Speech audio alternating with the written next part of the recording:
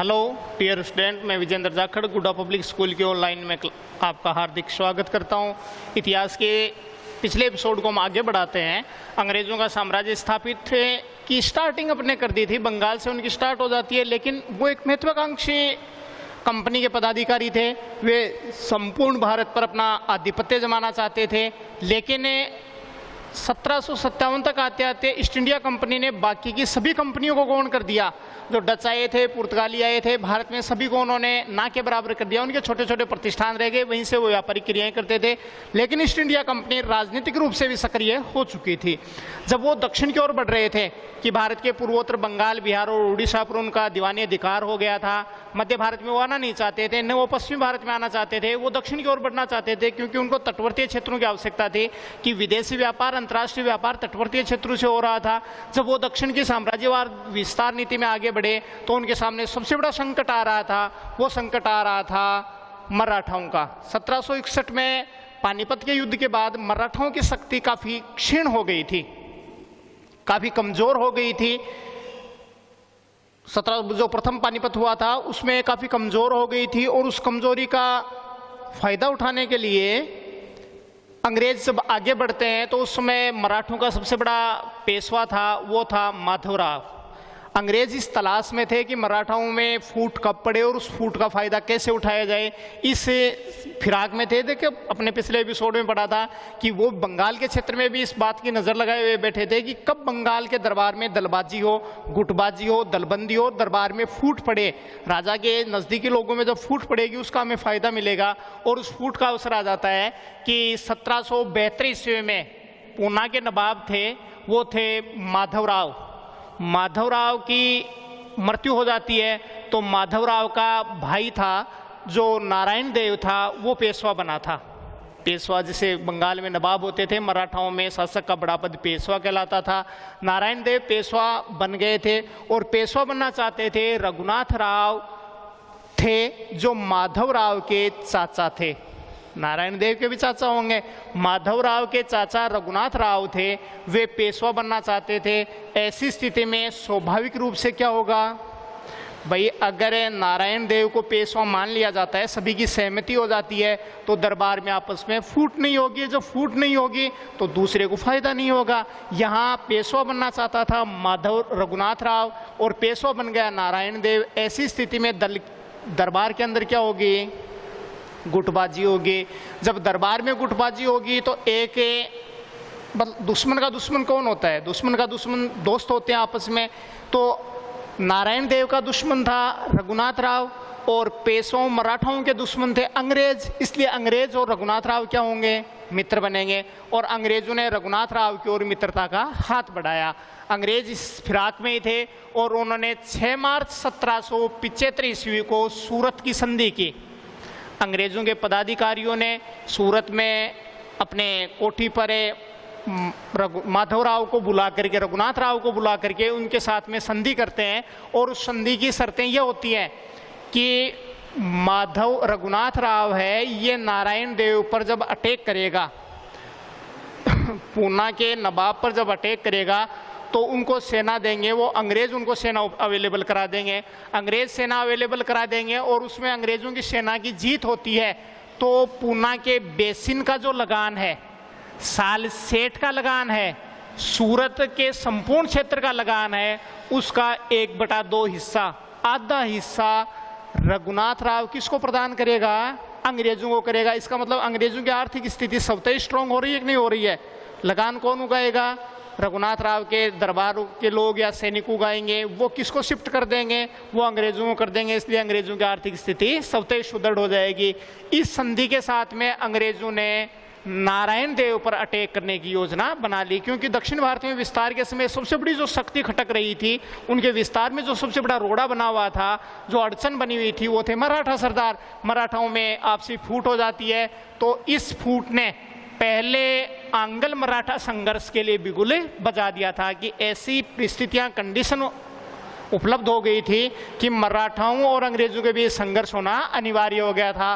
प्रथम संघर्ष चलता है, वो संघर्ष चलता है 1775 ईस्वी से लेकर के और 1782 ईस्वी तक। लगभग 7 साल संघर्ष चलता है। इस संघर्ष में मराठा काफ़ी शक्तिशाली थे, क्योंकि पथरीले क्षेत्र में रहने वाले लोग साहसी होते हैं, वीर होते हैं और मजबूत भी होते हैं। और मराठाओं में तो इतनी मजबूती थी कि विदेशियों के उन्होंने छक्के छुटा दिए थे। प्रथम युद्ध हुआ था, उस युद्ध में अंग्रेजी सेना भाग खड़ी हुई थी, मराठाओं के सामने वो टिक भी नहीं पाए थे और प्रथम अटैक में ही मराठाओं ने उनको धूल चटा दी थी। ऐसी स्थिति में अंग्रेज होते हैं वो 29 जनवरी 1799 ईस्वी को बड़गांव की संधि पर हस्ताक्षर करते हैं।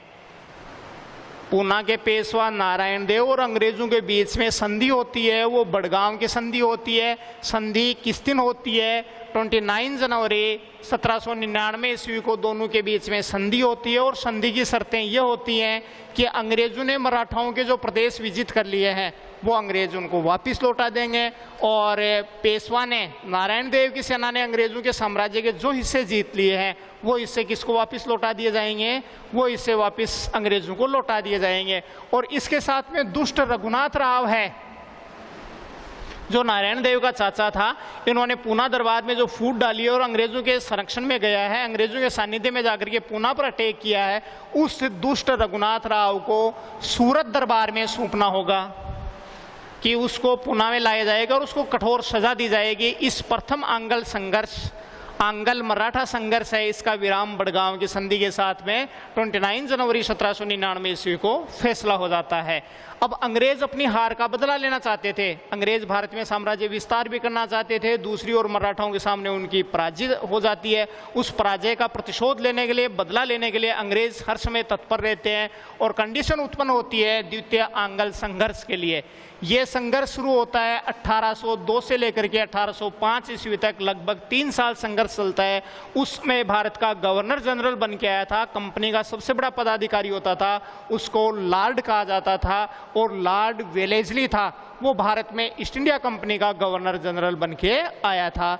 वह एक साम्राज्यवादी और महत्वाकांक्षी व्यक्ति था, वो कंपनी का साम्राज्य विस्तार करना चाहता था और उनके बड़ा चतुर कूटनीतिज्ञ व्यक्ति था। अपनी कूटनीति से वो भारतीय शासकों को पराजित करना चाहता था और उन्होंने अपने इस महत्वाकांक्षाओं योजनाओं के लिए युद्ध भूमि तैयार कर दी थी। इस समय तक मराठा सरदार थे वो बिखर चुके थे, राजवंश थे वो सिंधिया राजवंश था वो अलग हो चुका था, भोंसले राजवंश थे वो अलग संघर्ष कर रहे थे। होलकर अंग्रेजों ने भी सुनिश्चित योजनाएं बनाई कि इनको संगठित अटैक नहीं किया, एक एक साम्राज्य के ऊपर अलग अलग राजवंश होते हैं, उन अलग दूसरे राजवंश पर उन्होंने पहला अटैक किया था, उन्होंने भोंसले राजवंश पर अटैक किया था 1803 ईस्वी में।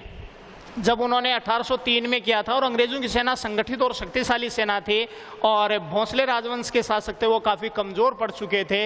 ऐसी स्थिति में 17 दिसंबर 1803 ईस्वी को देवगांव की संधि हो जाती है और देवगांव की संधि में जो भोंसले राजवंश था उन्होंने अंग्रेजों के साथ में अपमानजनक संधि पर हस्ताक्षर कर दिए थे। अब एक कमजोर पड़ गया था, 2 राजवंश बचे। इसी क्रम में दूसरा राजवंश आ रहा था, वो सिंधिया राजवंश आ रहा था। जब सिंधिया राजवंश के क्षेत्रों पर अटैक किया गया तो सिंधिया राजवंश ने 30 दिसंबर 1803 ईस्वी को सुरजी अर्जुन गांव की संधि पर हस्ताक्षर करके अंग्रेजों के सामने आत्मसमर्पण कर दिया था। इसका मतलब अंग्रेजों का साम्राज्य विस्तार शुरू हो गया था। तीसरा होता है होलकर राजवंश था। पांड्य ये जो राजवंश हैं ये सारे के सारे मराठा राजवंश के अलग अलग वंशजों में आ जाते हैं। होलकर पर 1806 ईस्वी में उन्होंने भी अंतिम में घुटने टेक दिए थे और 1806 ईस्वी में राजघाट की संधि कर ली थी और संधि की शर्तें बनाई थी कि मराठा हैं वो चंबल के उत्तरी जो वर्तमान क्षेत्र, अपन तो राजपुतानी में आ जाते हैं लेकिन हरियाणा, उत्तर प्रदेश, आगरा, दिल्ली तक के क्षेत्र हैं, इन क्षेत्रों में मराठा किसी प्रकार का कोई हस्तक्षेप नहीं करेंगे। ये प्रदेश किसके मान लिए गए? इस संधि के साथ में जो राजघाट की संधि हुई थी, संधि के साथ में चंबल के उत्तरी प्रदेश हैं उन पर अंग्रेजों का आधिपत्य मान लिया गया था। दूसरी शर्त अंग्रेजों ने यह लगाई कि मराठा राजपुताने पर हस्तक्षेप करते थे, यहाँ लूटपाट करते थे, यहाँ से धन लूट के ले जाते थे, तो अंग्रेजों ने यह शर्त लगाई कि किसी भी सूरत में मराठा हैं वो राजपुताने में हस्तक्षेप नहीं करेंगे। दोनों के हस्तक्षेपों की शर्तें मान ली जाती हैं। तीसरा होता है तृतीयांगल संघर्ष होता है, वो 13 जनवरी 1817 को संधि की जाती है। 13 जून 1817 ईस्वी को पेशवा पूना से अंग्रेज संधि कर लेते हैं क्योंकि मराठाओं की शक्ति काफ़ी कमज़ोर हो गई। हालांकि मराठाओं के सरदारों ने संघर्ष जारी रखा ये जो अपमानजनक संधि हुई, उनकी सेना थी या उनके जमींदार थे, लगान वसूलने वाले थे, भूस्वामी थे, उन्होंने अंग्रेजों का विरोध नहीं छोड़ा था। अंग्रेजों के विरुद्ध वो संघर्ष कर रहे थे, लेकिन राजवंश थे, इन राजवंशों ने अपने दरबार में संधि शुरू कर दी थी।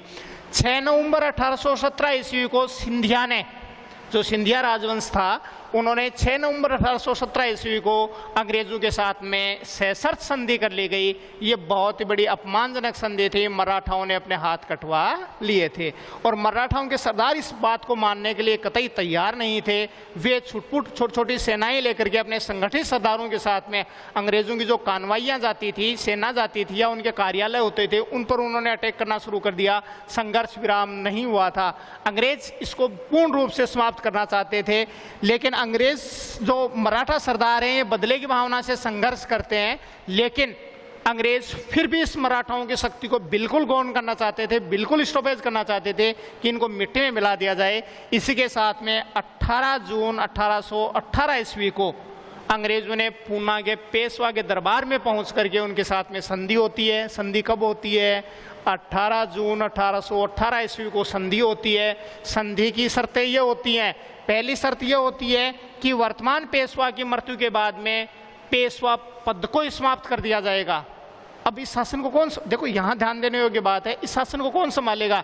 इस शासन को ब्रिटिश पदाधिकारी संभालेंगे। जो कार्य पेशवा कर रहा था, अब पूना में वो काम कौन करेगा? अंग्रेज अधिकारी करेंगे। पूना के दरबार में जो कर्मचारी पेशवा ने रख रखे थे, उन कर्मचारियों को हटा दिया जाएगा, वहाँ अंग्रेज कर्मचारी आ जाएंगे। उस सारे सिस्टम को वो संभालेंगे। जो भी शासन पेशवा कर रहे थे, उस सिस्टम को अंग्रेज संभाल लेंगे। दूसरी शर्त यह की गई कि पूना के पेशवा को 8 लाख की इनको शासन करने की जरूरत नहीं है, इनको लगान लेने की जरूरत नहीं है, व्यापार देखने की जरूरत नहीं है, क्या हो रहा है क्या नहीं हो रहा है इससे कोई मतलब नहीं है। हम पेशवा हैं, उस पेशवा जी को कितनी पेंशन दे देंगे?